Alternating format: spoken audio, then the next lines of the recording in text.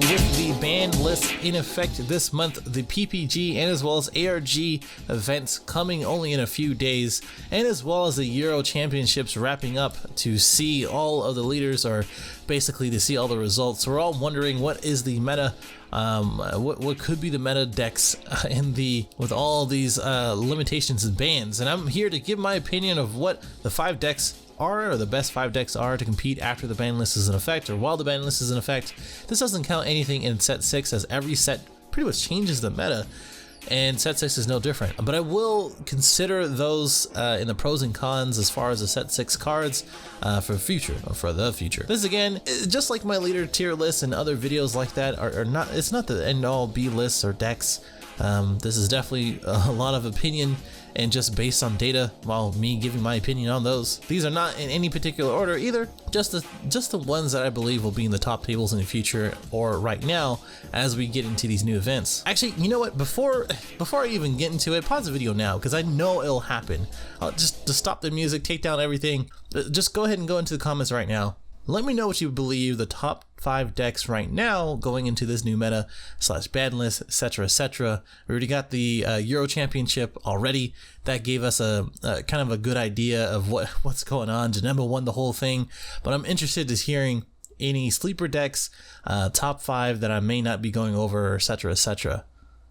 Okay, I hope you did it. As a thank you, and in spirit of Black History Month, I'll throw in some quotes by some famous and non-famous black people. First, let's talk about Shenron. Draw the Mafuba, you scrub, or get good. Muhammad Ali. Not only Shenron himself makes pretty much any engine or boss card good, but the kit that he has access to is really good as well. When talking about the decks for him, 3 really come to mind, and it's going to be the infamous Shenron Gogeta, shout out to Joey from Crossroads TCG, Shenron Veggies, and Shenron Hand Control. Shenron Boo is also, of course, another. I mean, I went 5-0 and all this other stuff. That's one of my most popular videos out there, or ones I have, so yeah, I already know what I'm talking about. When talking about the one on top, Shenron Gogeta is definitely going to be the one on top. As far as the strengths, he has quite a lot. He has access to desires, which in turn can be free, as far as a free Child's Wish or free world peace. That can kind of expand onto like a lot of different targets, from Preface, from Quick Thinking Trunks, to At All Costs, to Shenron, to Super 17, etc, etc. The list goes on as we add more and more battle cards. And not only that, we do have Wish to Purunga. We do have a lot of other things that are specified only to the Wish / Shenron leader, the black leader. He pretty much draws 2, he pluses 2 per turn, almost guaranteed, and he can always draw into that. He also has access to all of these other Dragon Balls, as far as the 1-star ball, which is really good for hand destruction, the 2-star ball that no one ever plays, but is good for removal for things that are very quick for that, and of course all the other balls that are coming out that can be searched by any Shenron leaders, especially Shenron. And of course, giving anything triple attack in 10k is pretty dumb. There's not really much to say about that. I just made a deck based on the Spirit Bomb Goku that takes advantage of that. And of course, the critical from Shenron, the 4-drop Shenron into Gogeta, to give it triple strike critical and dropping to 3 cards is pretty stupid. He also has other Shenron specific cards, such as Dragon Radar, that lets you cycle or draw and get that 1-star or the free 2 draw. He can quickly go wide with Veggies or any other aggro variant. He can stall control heavy with any of the blue support cards, and can quickly drain a hand with a 1-star ball and other various hand destruction cards. But really focusing on that Shenron Gogeta, he has a lot of different things as far as his toolkit, and like I said, objection, the blue cards in order to counter, and as well as Senzu Bean, that sort of thing. It is kind of a ticking time bomb, and while manipulating the Shenron, the 4-drop Shenron at all costs, etc, etc, he's just really strong. Overall, he has a ton of advantages, but when it comes to cons / disadvantages, he doesn't have very many, but there are a few. As with any Wish leader, he is kind of weak to Mil Janemba, but skilled players, and as well as those who have played or practiced against Janemba, can kind of get around this. Chain Zeno can really mess up a Shenron's player day, along with Preemptive Strike. So if they're going to be playing out a 4-class Shenron or At All Costs, because those are kind of the main targets in Gogeta Shenron, they can quickly tap out and then die, or at least just pass turn because they don't have anything else. A well-timed Preemptive Strike can do that, and as well as Chain Attack Zeno can mess up their hand as well as board. Proper early game aggro and taking advantage of energy misplays helps a lot. So if they're going to be tapped out, or if they only have one open energy and they're going to be using it for a counter and you're playing yellow and battering it, or if you're playing like Shenron, like another Shenron variant that has aggro, like the red Shenron that Judge Manny played in our tournament, or filling on the board, going wide early on and then attacking multiple times can get a little overwhelming for a Shenron player.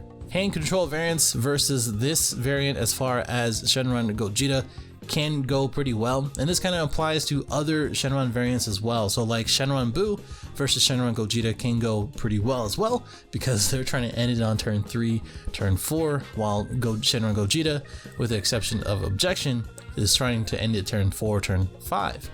Dende and Enforced Objection can slow the game down to swing momentum, and that is only if they're playing Objection. If they're playing something else like Kai, then they're just kind of getting around it. But Force Ejection is still a very playable card.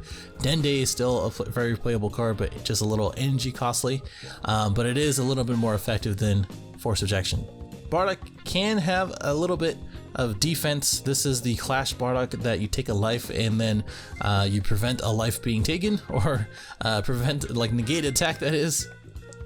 But unfortunately, he's not very consistent and can be played around. So one of the things that people don't really mention too much is that the leader can attack. I played many Shenron leaders against him, that is, and while I'm doing a lot of things turn 1 to 3, especially if I'm playing like a yellow leader with Shigesh and things like that, filling the board, I can easily overwhelm them, and then they don't have an answer to my 5 drop or 2 drops or whatever, just sitting there just plussing me cards like Videl or something like that, and they just can't attack, or they have to tap out to summon something, or whatever it may be. That leader swing being absent is really detrimental to some cases and situations, and you just have to take advantage of that.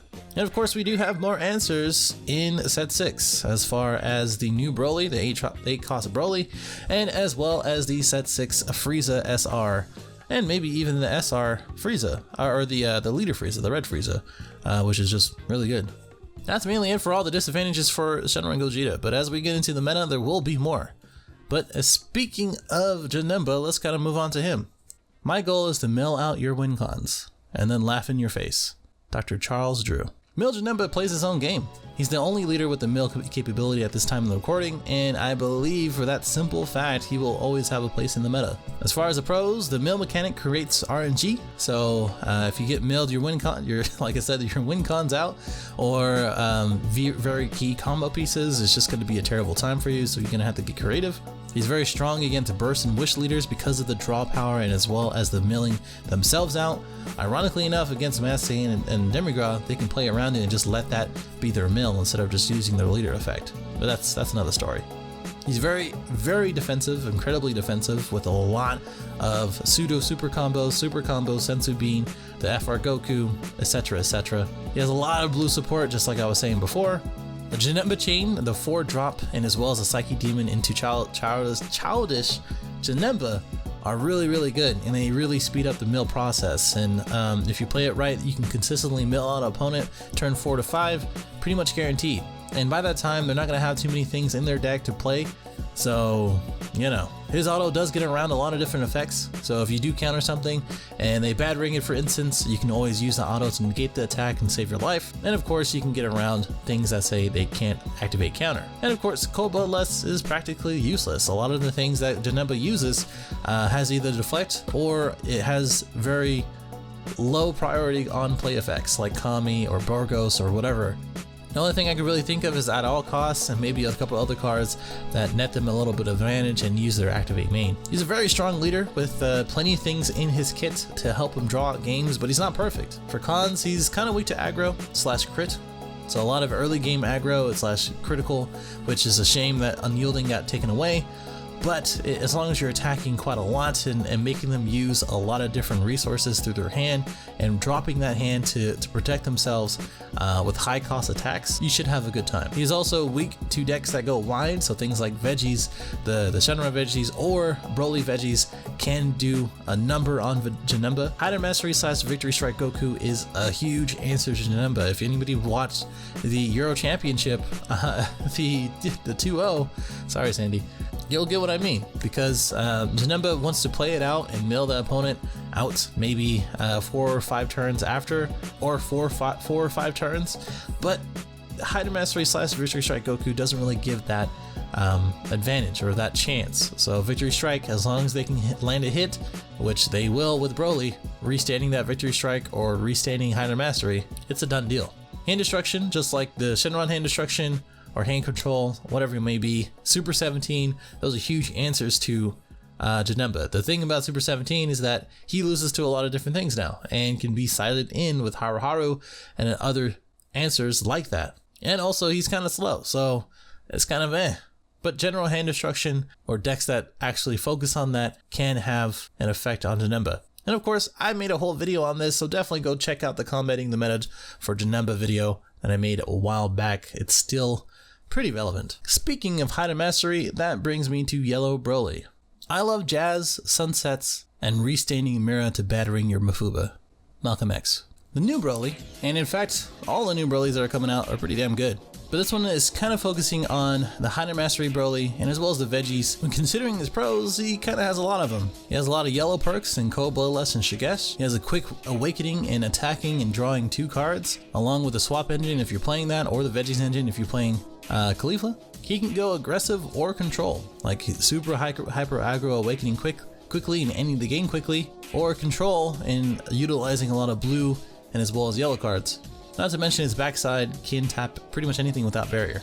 The Hydro Mastery / Goku promo is pretty much the deck to beat right now other than Janemba, and if you don't have answers for that, / if you don't know how to play against that, you're gonna have a really bad time. And of course, I mentioned the control / untapping abilities, or his backside that is, and he inherently, with his untapping abilities, he can untap his leader, the leader himself, any battle card, energy, all of that. Which opens a lot for different plays and a lot of different situations. And of course, he has a lot of different variants, from Lineage / Goku promo, that type of thing, GT, veggies, and as well as red yellow. But of course, no deck is perfect. He has a lot of yellow hate in Cronoa and Mindless Killy Zone, which slows the deck down and as well as prevents anything from not being played. Dark Power Massane against Shigesh, if you don't have Cronoa out, can help quite a lot. Mirror matches are pretty annoying. Same thing for Janemba, but that really goes for any meta deck. Kami for the variants that go wide. When talking about the Hydro Mastery / Victory Strike deck, doesn't really apply, but still, Broly can be a glass cannon, so you have to kind of pay attention of his life and how much they're going against. If they get Cronoa and they're still taking a lot of life, take advantage of that, because a lot of them, or a lot of players who are playing Broly and not used to playing against Cronoa, just don't plan ahead as far as taking too much life and being glass cannon that way. Preemptive Strike is definitely an answer for Hydro Mastery. I know you're gonna have to play a green leader for that, and that in itself is pretty difficult against a lot of other decks. But if you Preemptive Strike the 3-drop promo and then Cronoa a turn earlier, then you're gonna be pretty much made. At least survive a few more turns. And of course, starter deck Broly and the 8-cost SR that kills something with barrier during the activate battle is definitely an answer against Hydro Mastery and as well as Goku. We just don't have that yet. Bandai does that for a reason. They want to put out a meta deck or one that is very on top, such as Janemba or Hydro Mastery, the 3-drop promo, all of those, and then give answers in the next set. That's just how it is, just how it's always been. Overall, Broly decks can get out of hand very quickly, and if you don't put a lid on that bullshit, you will be ran over. Right now, Hydro Mastery is the one to beat, but and they're not too many outs to it, just like Shinra Gogeta. Which kind of leads me to Clash of Fates Frieza, the Red Frieza. I KO my people for fun, sometimes for business and sometimes for pleasure. Nat Turner. You know, at first glance, Red Frieza wasn't really high on my priority list, but he's actually pretty good right now for a few different reasons. The first one is the swap kit. Like, this is the only archetype that has swap outside of a lineage, and it does really well. It provides 2 to 3 different attacks per turn, and as well as removal of 20k or less, it covers a lot. Like, that covers a lot. Also has barrier, which does get around or prevent it from dying a lot from a lot of different things, and you can get out the SR, which I'll mention in a little bit, pretty damn quickly. He has a lot of versatility in mono red, yellow, blue, and as well as the Ginyu variants. He has a lot of Frieza army access, so obviously Cold Bloodlust. He has Self-Awakening that pluses pretty much every turn. You take a life, and as well as look at the top two, which one of them can be a super combo. He has a dedicated SCR, which can be played in any deck, but for him is perfect, and as well as SR, which both kind of answer to Gogeta.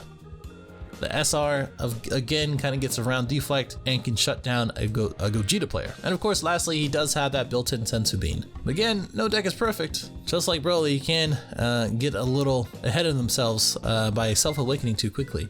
So making sure to not take a life early on against certain decks if you don't really need to is very important. It's a little weak to Deadly Defenders / blockers. Things that take more hits and can defend well, can do well against Red Frieza. Of course, he's no stranger to the Janemba effect. Obviously, he wants to end things a lot quickly, or more quickly, which kind of brings me to the slow and steady pace of Frieza. He's a little bit slow for a lot of different variants, but he can fill up a board pretty quickly in other variants. But the mono red / a little bit of yellow can do well to focus on a few cards and draw quite a lot in order to survive throughout the turns. It's just that because of that, Janemba can take advantage of that. You do have to run quite a lot of Frieza army, so it kind of gets a little bit bulky. He does have versatility as far as playing different colors, but he doesn't have versatility in making him consistent for his leader effect, which is very, very important for this. And of course, the super rare ruling is a little annoying because it is only once per turn and when they play a battle card. So if they play a 1-cost card and then 7-drop Gogeta, you can get around that effect pretty easily. But that's pretty much it. I don't play Red Frieza too much. I have played against it plenty of times, but if you have any other cons or pros, let me know in the comments. And finally, we had our last deck / leader, which is my girl Pan, specifically the red-blue Pan. I actually kind of ran out of quotes, so yeah.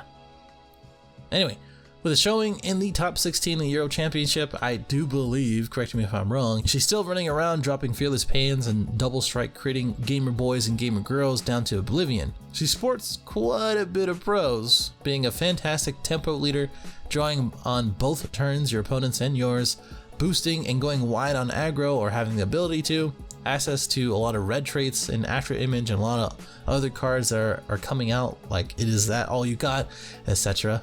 She is probably still the best chain attack leader, chain attack Zeno that is, and chain attack, and she is just a great all-rounder. As far as the cons, she is kind of slower than all the other meta decks, which can be a detriment to herself. The restrictions on the leader ability can kind of be energy heavy. Other than the double shot Vegeta and maybe even Yamcha, a lot of the targets are either 2 costs or more, which kind of limits your line of play within a turn. So actions per turn are really limited. She does lose to Cold Bloodlust. A lot of different targets like Foreseeing Hit, Chain Attack, etc. are all targets for Cold Bloodlust, and it loses pretty easily to that. The playstyle is definitely not for everybody. She plays a little bit slow, a little bit defensive, and that's just not for everybody.